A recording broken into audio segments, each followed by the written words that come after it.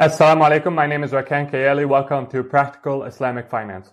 This video will be a small addition to my video on insurance, wherein I pointed out that insurance was in fact not only permissible in Islam, but indeed virtuous when used properly. In that video, while responding to the objections that have been brought about by some on insurance, one of the objections and my answer to it were as follows. Insurance per se is not haram in Islam.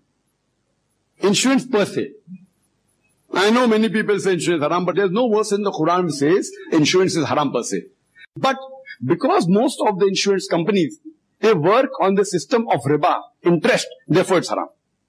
So most of the insurance companies in the world, they work on the system of riba, therefore it's haram. Normally, whatever money you give in the conventional insurance company, when you give your money, they keep it in the fixed deposit and they get the money, interest. And if something goes wrong, if the 100 people, 2 people have a problem, so they take the money of 100 people's interest, and it may require only 60% people's money, and the remaining 40 become the profit. Where do people who repeat this argument think that non-insurance related companies keep their cash? They keep it in interest-bearing bank accounts. If you are going to make dealing with any company that uses interest-based products in their operations forbidden in Islam, I don't think you're going to have many products to choose from. Take Apple, for example, the phone manufacturer, Apple, the technology company.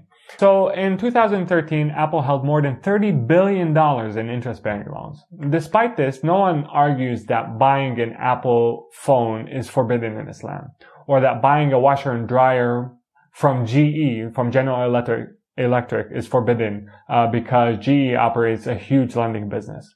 So why are we making a specific exception for insurance and saying that it's haram?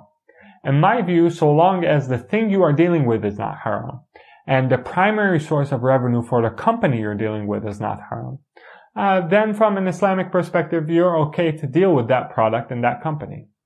Remember, the generous Quran says we want ease for you, not hardship. So I suppose a response to what I said would be to say, if we're not responsible for how a company uses our money after we make payments to it, are we allowed to purchase products from a company that is involved in human trafficking? Or what about one that operates sweatshops and employs minors? In other words, where do you draw the line? Well, I'll admit, answering the question of what level of responsibility we bear regarding how our money is used after we've spent it is not an easy moral question to answer. And this is certainly not a question that I can answer for you. I would say in these cases, there's no substitute to employing your best judgment and using common sense. Questions you should ask include, do I have alternatives? And how necessary is the product I'm buying? If I'm buying a t-shirt that I know was made by minors who were taken out of school to make them, then a rational response would be to say, you know what, I'm going to buy this other t-shirt brand even if it costs a couple dollars more, because I don't want to support the exploitation of minors. On the other hand, if there are no alternatives and the product isn't necessary altogether, like for instance, diamonds that you know are being used to finance conflicts in Africa, then just go without that product altogether.